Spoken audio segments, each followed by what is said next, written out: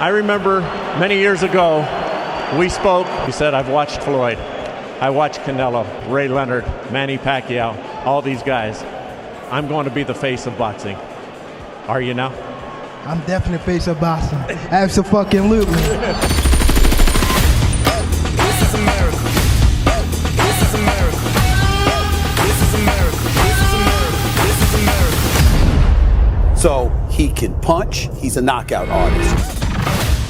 This is America. He can box. He's not given enough credit for it. I got a carry. Yeah, I'ma go into this. Yeah, this is gorilla. He closes. He finishes. Once he smells blood, he's like a shark in blood-infested waters, Molly.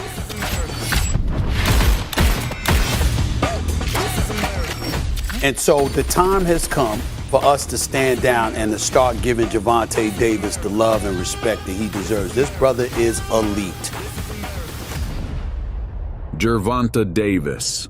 Being one of the smallest boxers in his division, he knocks out all giants and cheaters. So is he actually the face of boxing? Let's find out.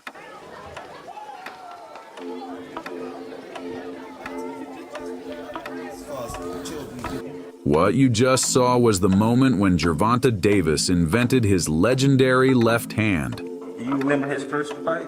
Yeah, I remember all his fights. I talk about his amateur career more than we talk about the program because he was hurt. Calvin Ford, what does he mean to you when you hear that name? What does he mean when you first hear that? A father. Father. I read where you said boxing helped save my life. What do you mean by that? 5 of the fighters that I started with, all of them dead. All of them succumbed to the street violence. Yeah, all of them got killed in the streets. And you believe boxing was what saved you? Yeah, boxing definitely saved my life. I could have been, I was younger than them, so I remember my coach, Coach Kenny, jacking up a fighter, like, you gotta stay out the streets. And probably like a year later, he got killed, so it definitely saved my life. Life in Baltimore forces you to see any threat. You must always be on guard. You could be struck unexpectedly, so you need to plan 10 steps ahead, or else you might be killed. Especially if you are only 5.5 feet tall. He faced bullying, and even his nickname, Tank, was not because he hit like one. His peers called him that because of his tank-sized head growing up, meaning a big head that was convenient to hit. Theoretically, of course. I was fighting a lot in school, fighting a lot on the streets, and one time I fought in front of my house, and my uncle seen me fight, and he wanted to, turn something negative into positive, so they brought us to the gym.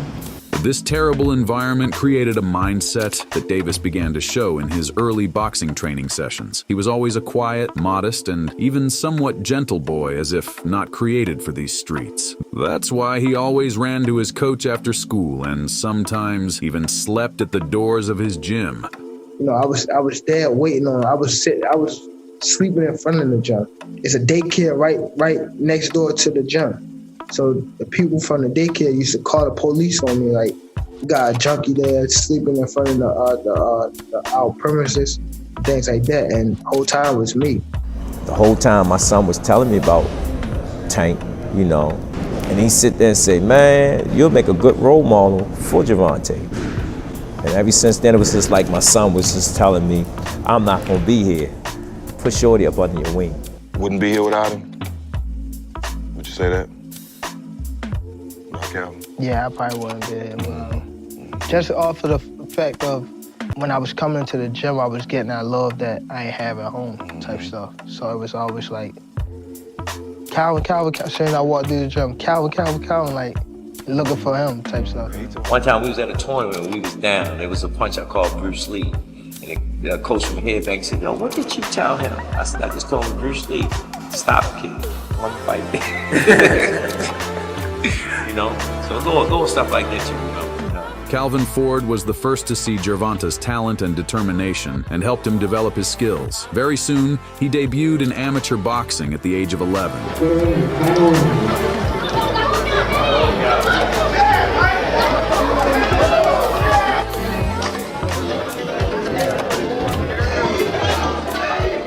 Even as a little boy, it was clear that he would become a great boxer. But despite hundreds of amateur fights, he didn't really like it. Because in the amateurs, Davis's style did not work as it should. Helmets and large gloves prevented knockouts. Amateur boxing is rightfully called a completely different sport compared to professional boxing. So very soon, Gervonta decided to break into professional boxing, where he immediately succeeded. How'd you do? Great. I knocked him out the first round. 15 seconds. 15 seconds? Yeah. That's some Tyson shit. In the fight with Recky Dulé, which took place almost 10 years ago, Davis developed an entire game plan in 1 minute. He started with sharp jabs, then quickly followed with a feint jab and a left hand. That was a good left hand right out of the box. A bunch of feints with the left straight, all within the first 30 seconds of the fight. Recky was completely unprepared for such level of boxing, and during a duck, he took a straight punch. Righty or lefty right now, we've been assaulting left hand. That is a knockdown. And again. Really get on track. Another left hand. And Recky simply gave up. That's it. It's over. He did not answer to Russell Moore's. His processor was overloaded with feints and rebooted with punches. In those years, Gervonta fought like a real dog. He wanted to finish all fights as quickly as possible. The same happened in the fight against Cristobal Cruz. He immediately closed the distance and delivered his left straight. Straight left hand. And that puts Cruz on the canvas. Wow. Oh, my. Any attempt by Cruz to do something was immediately met with a counterattack in the form of an uppercut. Yeah, shot right around the world. Gabby, Conley, and Davis coming back. Davis's punches just being thrown and landed with a little bit more authority. It is. Cruz is exchanging where he's from. Cristobal rightly feared the left straight, so Tank fed him a whole bunch of uppercuts. The speed of his decisions and game plan changes was on another level. One of the uppercuts sent him into another knockdown, which was the last one. Oh, left hand that stuns Cruz, and he goes down. But what's more surprising is that alongside his brilliant knockouts in professional boxing, Gervonta was still studying in high school, managing to cope with everything, becoming a real role model who helps children. With Gervonta Davis, he was one of those students who came back that was dedicated to getting his high school diploma. And as with all of our students, we made sure that his programming was complementary of his needs. And with that, he's come back and he's hit the books the same way he's hitting the mat. Going back to school felt good, you know, just to know that I will graduate. And my grandmother always told me if I didn't do nothing else, just graduate high school. So this really a big piece to her and to myself. To myself, because school is what you need. School is what you need, and you have to have some type of education to be out here in this world, to understand what's going on and stuff like that. But after classes, he returned to fighting again. At the stage of the fight with Luis Sanchez, Floyd Mayweather himself took him under his wing and started helping him. He sparred with him, gave advice, and became another father figure after Calvin Ford. Floyd, why did you sign Gervonta Davis in the first place? What did you see in him, and how did you know back then that he would be where he is today? He talked about this. He talked about the Adrian Broner story. Actually, when he came to the gym, I had an old manager. He brought me to Floyd. I was young though. I probably was about like 18, 17, 18. So he brought me to him. We chopped it up, but it was at a club. So Floyd wasn't ready. I don't think Floyd was really paying attention. So and it was the day before Adrian Broner was fighting Sean Porter. Right after the weigh-in, we went over to the gym because he wanted to see Tank box Devin Haney. He like, you gonna spar Devin? So I'm like, all right, cool. So from out the flight, we go straight to the gym. Boom. Floyd already announced that on his Instagram that me and Devin about to spar. It's probably like 100 people, 100 or 200 people in there. So we get in there, boom, Floyd in my ear. Floyd actually in the ring. Yeah. So nobody ain't say this. He was actually in the ring while we was sparring, while me and Devin was sparring. Grabbing my arms like, while I'm trying to punch Devin, he just grabbing my arm like, nah. Like he'll push me on the ropes and everything.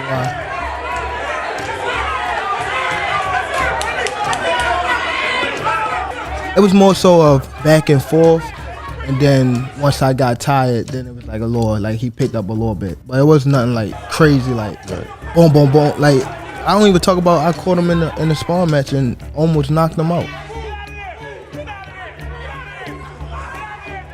Adrian jumped in the ring and like, no, it's over. Yeah. And everybody was just about to fight. Yeah. I caught him, and David Haney was in good shape. Tank wasn't in good shape, but they worked. And it was some crazy work. And just with him and Devin working, it was crazy, entertaining work at that particular time. So I said, you know what? I like this kid. I think I had my assistant reach out to him on social media, and I think we met in New York. After that, I think the next day he was on a yacht with me in Miami. You know how I move around. Yeah. So we made it. Like I signed to him. Before I even signed to him, he was like doing a lot for me. Like doing a lot. He bought me a damn Cuban. That probably was like $100,000. Right. He bought me a lot. He bought me a car. He got me in the house. He did a lot. He did a lot before I even was signed to him. Now, the phrase Gervonta Davis is the new Floyd Mayweather came from Floyd himself. And indeed, they have a lot in common. The way Tank's style was at this stage of his career looked exactly like the pretty boy Floyd style, when young Mayweather always brawled and was nothing like the older, more careful Floyd who wouldn't throw an extra punch. In the fight with Sanchez, he fought according to an already prepared tactic: draw Luis out and counterattack with the left straight. On Floyd, told Gervonta, you're the one I've heard about? Put your gear on. Nope. The first round went perfectly, and Floyd gave tips between rounds on how to improve the game plan. He said to go for close combat because Cruz fights well only with long attacks. So Tank drew him in, counterattacked, and clinched. But at one point, Luis landed an uppercut, and Tank just exploded. Sanchez and Davis dodges and returns fire. And he likes that head movement, setting up power shots. We saw that in his last fight. Floyd said it was bad and needed some body punches. Luis saw all the uppercuts and straight punches, so they needed to add another element to the game. Movement out the course of the 3 hours here this evening. We're going to recap some of the top moments, which could be produced right now by Gervonta, who picks it up with a couple of exchanges. Oh, and Davis snaps his head back with a left. As a result, after a hook to the body made Luis drop his hands, Davis feinted a straight and then an uppercut. It seemed logical that he would punch the body next, but it was a genius hook straight to the head. Oh, that's why. Lightning quick. Sanchez flat on his face, and that's it. Katie Bayless has seen enough. Because Davis crouched before the punch, it made Sanchez think it was going to be a body hook, but it was just a brilliant plan and brilliant adjustments from Mayweather himself. Training with Money Floyd began to bear fruit, and now Tank was handling even more powerful opponents like Guillermo a future Avila. champion at a tender. Avila immediately started pressing Tank and won some rounds. He used everything, his height and reach and even headbutts, after which he tried to finish Davis. Well, you know, the fact that they're even trading punches, and Avila is also, Davis is there for the kingdom. Well, he said it was a relative that noticed he had curly hair. It was the first fight where Gervonta did not press, but sometimes even found himself in dangerous situations on the ropes. It became noticeable that in this fight he wasn't rushing, but calmly studying the opponent and setting traps. He threw the left straight and just studied all of Avila's responses, and sometimes he punished him. Well, he burned a lot of gas. He's saved by the bell. Can Avila get up? Avila from unnecessary damage, and Gervonta returned less than 2 months later to do the same to Orozco. Purple gloves as well, and maybe even homage to his hometown NFL team, the Baltimore Ravens. The one that appeals to me when I see you is you have blessed on your neck right there. Yes. And I'm thinking, like, wow, considering everything you've gone through, that for you to put blessed right there. I got this right before I fought for my world title. Because I actually, I was down. When I get tattoos, it's always when I'm like feeling like some type of pain and I can be able to sit through the tattoo. So I got evicted from my home leading up to my first world title. I haven't fought in 6 months. I wasn't making that much. So, and I got into some trouble in Atlanta, and I had to, catch the bus back home and, sleep on the floor and things like that. So that's when I got blessed, and I was leading up to the fight. I had nothing to lose, but I had a lot to gain. And, that's how I, discovered this tattoo. And Jose was Tank's first undefeated opponent with a record of 22-0, and he immediately put on a real show.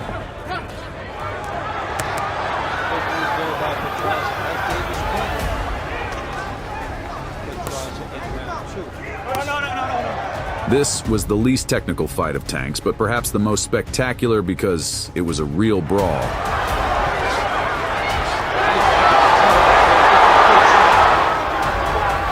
Pedraza pushed Tank to the ropes, throwing his long, straight punches and causing a lot of problems. But as soon as Davis picked up the pace, Jose's pressure became his problem because Tank started to punish him in close range. Initially, Pedraza's movement was brilliant, constantly avoiding punches. But after a couple of rounds, he was literally eating Tank's fists. Because of this, he completely closed up in a high guard by the fourth round, and his body suffered even more than his head. But somehow, after the break, he came out and began to destroy Tank again as if nothing had happened.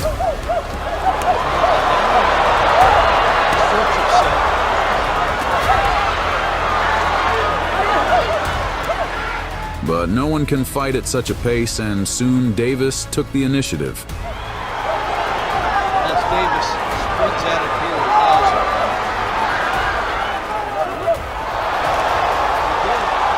I'm my best when a lot of people go against me. When I feel like my back against the wall, that's when I'm at my best. I knew I was going to win, and in my heart I was saying I'm willing to give it all to die in that ring that night, and I wasn't letting him beat me. It could have been Mike Tyson in there with me that night. I would have knocked him out.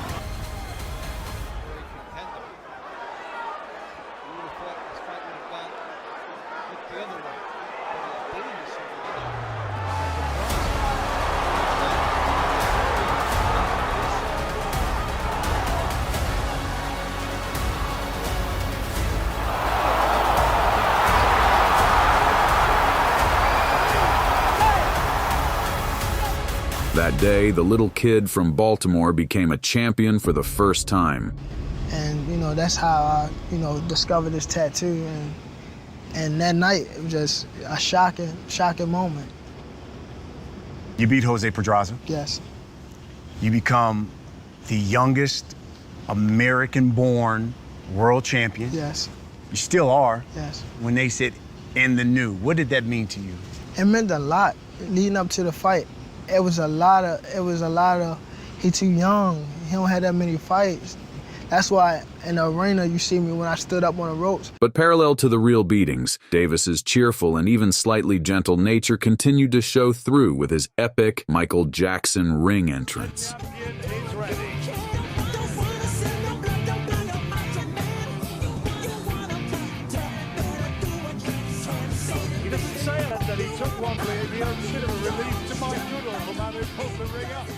All of London definitely did not expect to see this tough knockout artist in such a light. But in the fight with Liam Walsh, he immediately changed and there was no trace of the cheerful dances left. Gervonta demonstrated an improved jab, faster and more accurate. And despite the usual significant height difference, he immediately started pressing Walsh and the knockdown didn't take long. Davis knows he's hurting, and he's got him looking for him now, and he's trying to finish it here, and he puts in the power of Davis, and Walsh just couldn't live with it. Yeah, couldn't have been his and then another legs. one. He looks as though he's gone here, Walsh. One more, and it's all over. He stopped it. In the next fight, he faced another drained giant at 135, Francisco Fonseca. Compared to previous fights, this time the bout began more calmly. Fonseca was very clingy, constantly trying to keep Tank in a clinch, only throwing jabs and attempting to slow down the fight. However, Davis found a weak spot and started hitting over Fonseca's hands. This allowed him to win a couple of rounds after losing some. Overall, Gervonta had his fun, as Fonseca wasn't a threat to him, just someone trying to spoil the fight. And in the end, it didn't help Fonseca, and Gervonta knocked him out anyway. Google it out. Okay. The kids will tell you. They're ruling it a knockdown. That's 6. Many criticized Davis for mocking his knocked-out opponent by imitating him. But one can understand Tank. Fonseca had been unbearable for him. After this, Gervonta had a streak of 3 quick knockouts. Hugo Ruiz,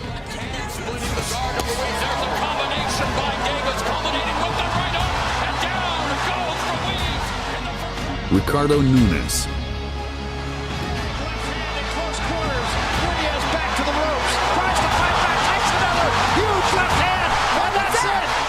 Marcelo Cuellar. But then he went to the body. What a combination. Left uppercut and down goes Cuellar for the 3rd time.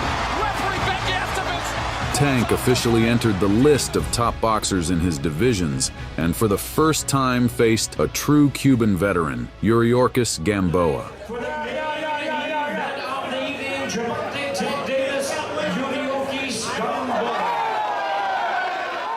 From the very first round, it was clear that Gamboa looked more like a tank than Gervonta himself, because Gamboa immediately pressed the young Davis. Even with the fixed foot, he falls in when he throws a right hand. He's always falling in with his shots because he doesn't have the I don't want to say I'm questioning his...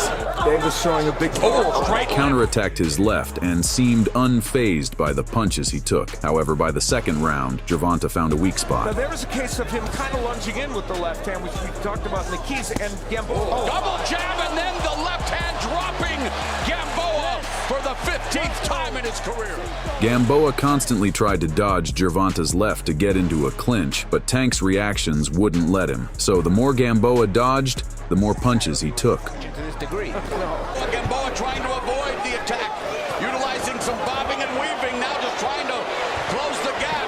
Oh, counter left again by Davis. That left hand is... Only God knows how Gamboa survived until the last round, but what happened there was terrifying. Uppercut, left hand, Gamboa still standing.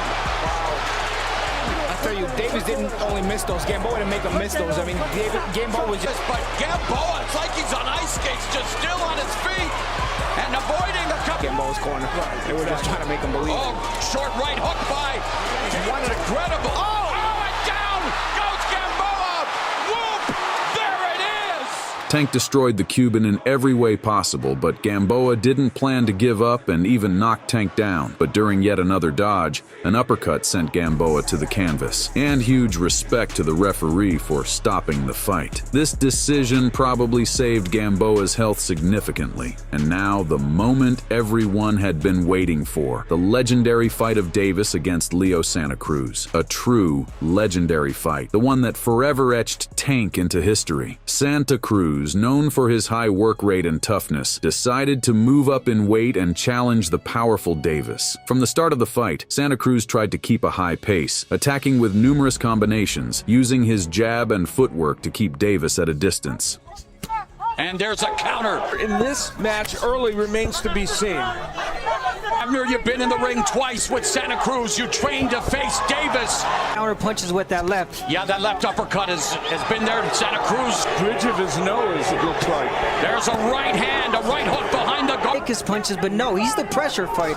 He's the pressure fighter in this fight. He's pressuring. Begins to fade. That's where Santa Cruz wants to bring Davis, is into the deeper waters. He even managed to drop Davis in the process of his endless combinations. After studying Santa Cruz's high guard, Davis focused on body shots, but the number of Cruz's attacks was unreal. Usual feints and traps were impossible in such chaos. His adapting so far to being pushed back. Santa Cruz taking small steps, and there's a left hook. In essence, in this fight, Leo showed how to beat Gervonta, be taller and more enduring to impose your fight on him with active attacks. And this was where Cruz fell short, because although he won the first 3-4 rounds, he slowed down, the body shots took their toll, and now it was Tank's time.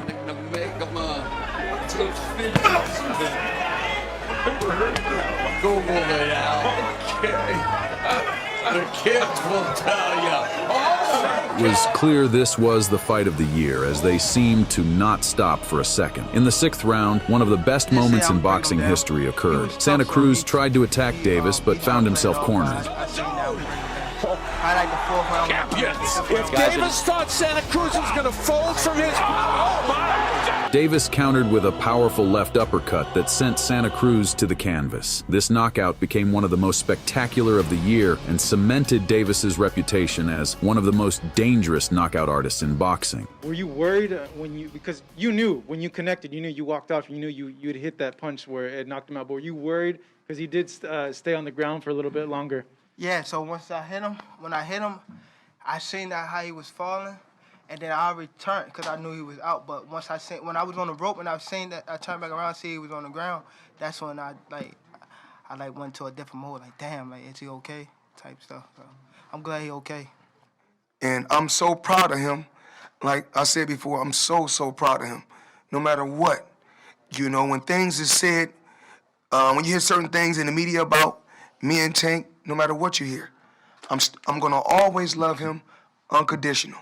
The same way I love my other 2 sons and my 2 daughters, I love him the same way. I only want the best for him, and I'm probably happier than he is. I'm proud of him. After this, Tank decided he was unbeatable and could even move up in weight for a fight with Mario Barrios. Barrios was 6 feet tall with a much longer reach, but even a height difference of almost a full head didn't shake Tank's confidence, who immediately charged at him. However, he quickly calmed down as he felt the power and was almost knocked out. Plus, showing there are 2 weight classes. There's a 1-2. Now the head. Losing all the early rounds as usual, Tank began to land more frequently from the 5th round. But it became clear that he couldn't win this fight on points, so he devised a plan. The lead hook, the perfect combination against all the straight punches that make up Mario's entire style. Right, but... Oh, my! Wow! After a few seconds, Barrios felt the legendary Tank's straight.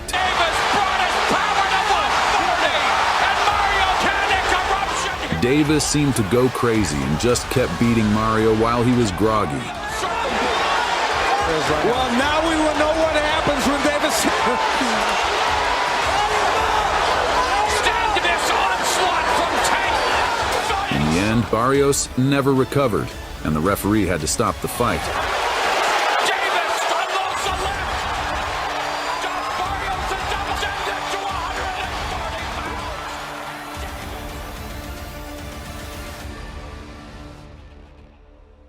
Tank's next fight was a textbook example of what a high-level boxing match is all about. Isaac Cruz was the only opponent Tank faced who was shorter than him, but he showed that he was stronger than any giant. The Davis authored the 2020 knockout of the year. He came out and stayed true to his brand and fight in a long time. He had prodigious power.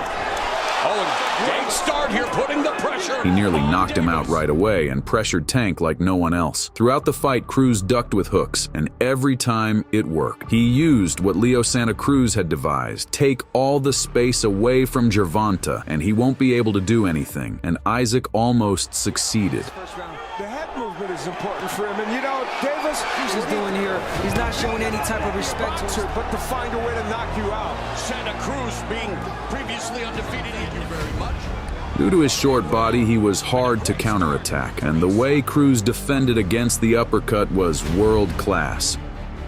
In the end, it was one of the rare cases where Tank couldn't knock out or even send his opponent to the canvas, and barely won by the judge's decision. Champion of the world! From the next fight, Gervonta started fighting exclusively undefeated fighters, beginning with Rolando Romero. Can you enlighten us? Man, Tell us why. Tell us why you're there's so no way I can miss you. The big ass ass like the koala-shaped head. You're fucking koala with chlamydia, man. What? But I mean, you guys gonna see the semifinal? I'm gonna knock this dwarf the fuck out. That's how it is. Rolando was a very cocky fighter and talked a lot about Tank, but when it came time to back up his words, he failed. At first, he counterattacked Tank well, but after taking a few punches, he became overly aggressive, and with such an approach, he became a perfect target. The fight ended as expected, and Rolando became part of all the compilation videos about when cocky fighters get destroyed. The next stop in Davis's career was a fight against Hector Luis Garcia. In this fight, we saw the best Tank in the first round of his entire career. He constantly set traps, like here. Garcia landed the counter. Given moment for Hector Garcia. He's got the discipline. The duck and follow-up with a blow was impressive. He kept catching Garcia on counterattacks, and the cleanliness of his punches shocked everyone, leading to the fight being stopped between rounds, literally saving Garcia. Sit down, sit down, sit down. It's okay. For Garcia, obviously not the way he wanted. Finally, we come to the legendary fight against Ryan Garcia. At the moment, they both were undefeated and young, hungry dogs. What else? Exactly. What else? Then you're gonna wake up in the hospital. What else? I'm awake now. What else? You're gonna wake up. Then when you wake up, then what? I see a lot of things I could knock you out with. What else but a hook? Okay, so when you get hit with the right hand, then what?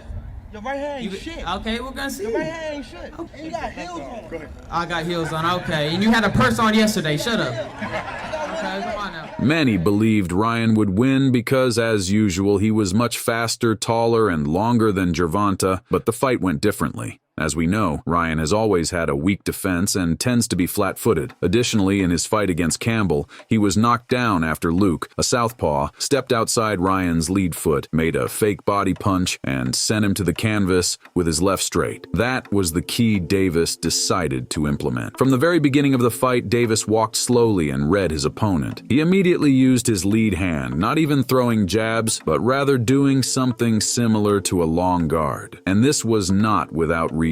When a fighter exposes his hand like that, he immediately becomes vulnerable to the left hook, and I'm sure you can understand why Davis did this.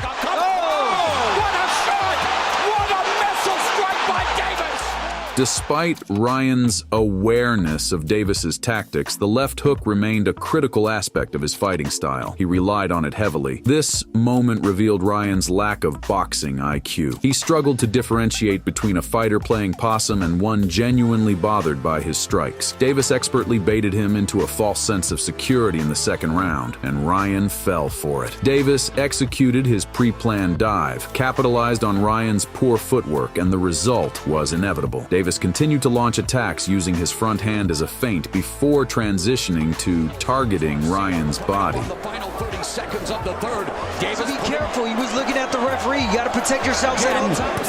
And you have the jab to be concerned about that. Ryan's only combinations were a left hook, which was easily countered with a straight punch to the head, and a 1-2 combo, which was countered by a body hook. Ryan struggled with distance, often being too close, even when throwing 1-2 and failing to utilize his height advantage. He stopped throwing jabs altogether after the first round, making it even easier for Davis to develop his attacks. Sadly, Ryan never had a chance from the start. All of his weaknesses were exploited, and in the final moment of the fight, he managed to land the left hook, but Davis countered with a powerful body punch that took his breath away.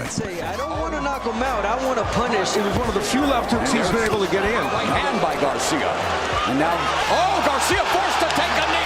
Many were surprised by the delay in Ryan's reaction, but this is typical of liver punches, which affect the central nervous system and have a delayed impact before causing the boxer to collapse. After this, Gervonta Davis officially became the face of boxing because no one could have imagined with what ease he would defeat Ryan. And the final stop so far was the fight against Frank Martin. Even before the fight, Gervonta got into his head and truly intimidated him.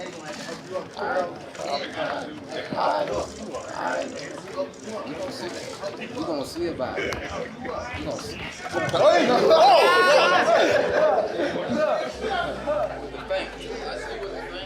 But in the fight, Frank showed he was determined to win. Martin probably maintained distance and used the jab better than anyone, causing Tank to lose the first half of the fight. But those who had seen Gervonta's previous fights knew it was typical for him to lose the early rounds. In the end, Tank took the initiative and with a high guard began to press Martin against the ropes, where he destroyed his entire style. Martin reacted to every feint exactly as he did at the face-off. He started taking more punches and switched to survival mode. The result was a logical outcome for a completely exhausted giant for this weight class.